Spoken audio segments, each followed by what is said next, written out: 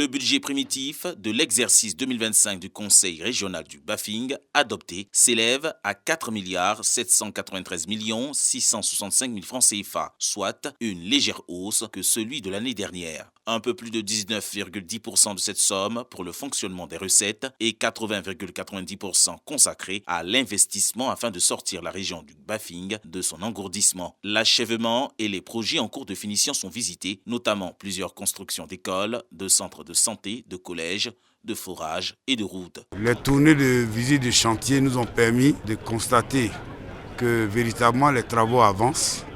Les localités où il y avait des retards, je crois que notre présence a servi de catalyseur pour accélérer ces chantiers-là. Et dans beaucoup d'endroits, nous avons vu que vraiment les projets étaient totalement réalisés. Et il y a des endroits où nous avons vu qu'il y avait des dysfonctionnements, tous ces points ont été relevés. La session que nous venons de tenir aussi a été l'opportunité pour nous, sous le contrôle et la supervision de tout le corps préfectoral, qui est notre tutelle, d'insister sur les points qui sont les points les plus importants pour accélérer donc le développement dans la région. Le président du Conseil régional du Bafing, Mamadou Sanogo, rassure les acteurs du secteur agricole. Nous avons eu quelques lignes budgétaires qui nous ont permis d'aider le monde agricole qui constitue près de 80% des actifs de notre région. Chaque fois que l'opportunité nous sera donnée, nous profiterons des sessions pour continuer à équiper ces agriculteurs-là. Cette première session a été meublée par la remise des semences et de matériel agricole aux coopératives des départements de Touba, Ouaninou et Koro.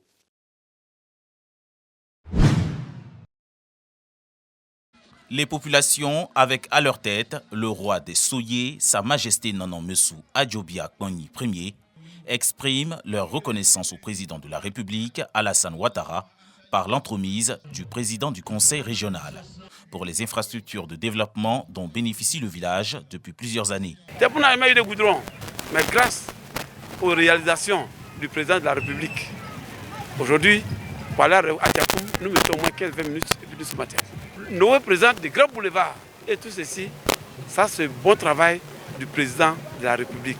Nous lui disons merci.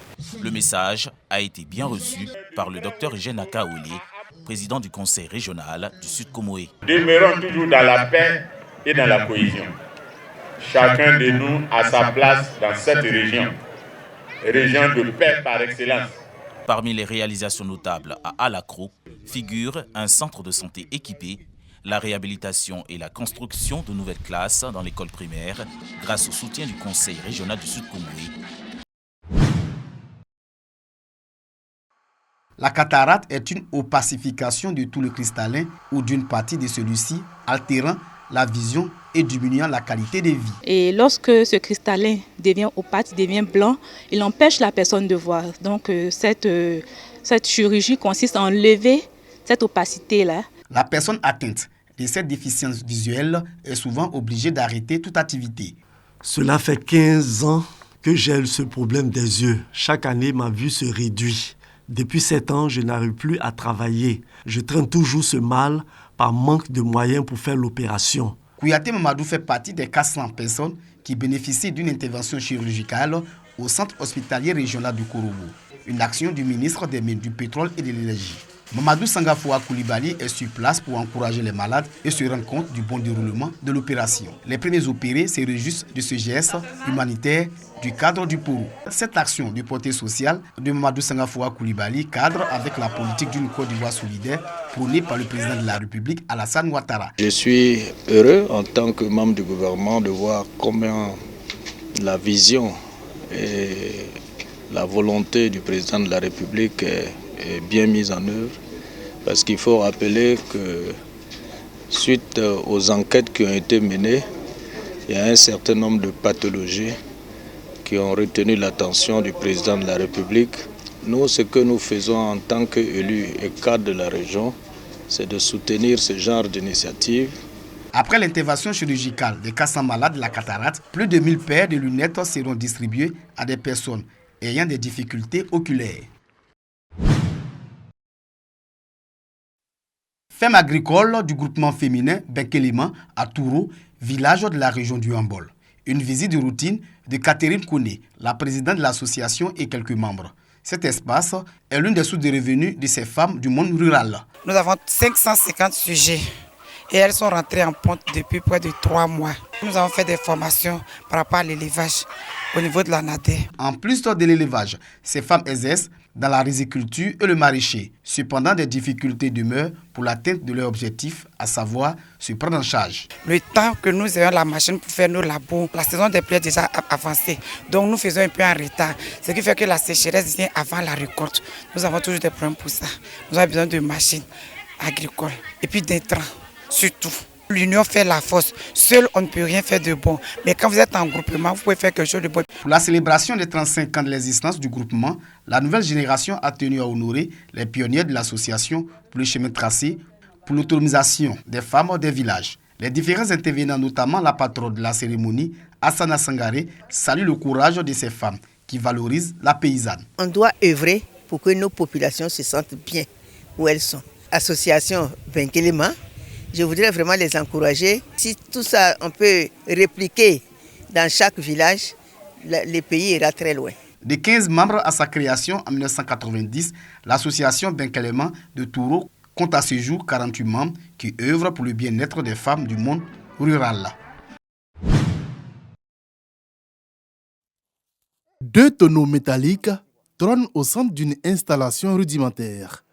À première vue, un bric-à-brac de fortune. Mais à y regarder de plus près, c'est un véritable laboratoire de chimie improvisé. Bassin refroidisseur, tuyaux enchevêtrés, feu de bois, tout un dispositif qui transforme le vin en une eau de vie aux arômes puissants. Le koutoukou. On dirait bandit là, on dirait c'est lourd. Hein? Depuis là, ça va commencer à bouillir. Quoi. Trop là, c'est 30 minutes comme ça. Voilà, ça a commencé à bouillir. Si ça bouille là, puis on ferme. Si on ferme là, ça sort là-bas. Ça sort koutoukou là-bas. Quoi. L'autre côté, ouais. C'est dans l'ombre des grands palmiers à huile, voués à être remplacés après des années de production industrielle, que s'activent ces fabricants de koutoukou. Ils abattent ces géants verts pour extraire le précieux vin de palme, une liqueur sucrée qui, après distillation artisanale, devient le fameux koutoukou. Chacun y va de son explication, parfois confuse, mais toujours passionnée. Tu vois, on a mis barrique là, ça chauffe là-bas, hein. C'est vapeur qui rentre dans le tuyau là. Maintenant, ça descend ici. Ça te fait à l'eau un peu. Ça refroidit un peu. Ça descend. Ça refroidit. Ça vient en liquide. Maintenant, deuxième tour là. Ça sort de l'eau. Ouais, de koutoukou. Voilà. Entre les vapeurs d'alcool et la chaleur du feu, la concentration est de mise. Car, oui, le koutoukou, c'est aussi une affaire de risque.